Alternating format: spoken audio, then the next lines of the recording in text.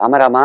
குருவாசரா வியாழக்கிழமை ஏப்ரல் மாதம் 9ஆம் தேதி விஸ்வாவசு வருஷம் பங்குனி மாதம் 26ஆம் தேதி சப்தமி திதி ராத்திரி 7:24 வரை, பின்பு அஷ்டமி திதி.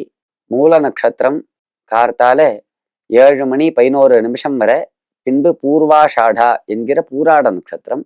பரீக யோகா பத்ராகரணம். ராகுகாலம் மத்தியானம் 1:30 3 மணி வரை.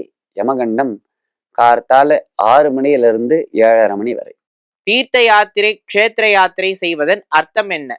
அதாவது பகவான் பல க்ஷேத்திரங்கள்ல அர்ச்சாவதார மூர்த்தியாக இருக்கார். பல அவதாரங்கள் பண்ணி பல பக்தர்களுக்கு அனுகிரகம் பண்ணி அந்தந்த க்ஷேத்திரங்கள்ல அந்தந்த ஸ்வரூபத்துல காட்சி கொடுத்துன்னு இருக்கார். அதே மாதிரி ஒவ்வொரு க்ஷேத்திரங்கள்லயும் பல புண்ணிய தீர்த்தங்கள் இருக்கு.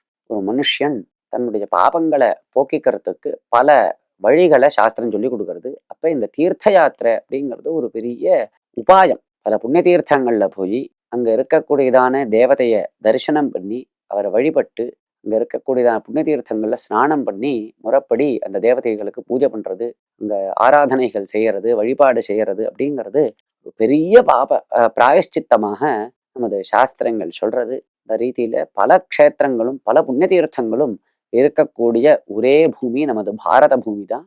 ஒரே தேசம். அத்தனை க்ஷேத்திரங்கள், அத்தனை திவ்ய தேசங்கள், 108 திவ்ய தேசங்கள்ல வைகுண்டம் க்ஷீராப்தி தவிர மீதி எல்லாம் இங்க பாரதத்துல தான் இருக்கு. அப்படி ரொம்ப உயர்வான ஒரு தேசம்.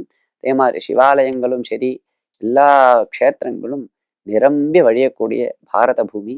எல்லாரும் க்ஷேத்ராடனம் பண்ணி தீர்த்த யாத்திரைகளை பண்ணி சகல ஸ்ரேயஸையும் அடையணும். ராமராம்.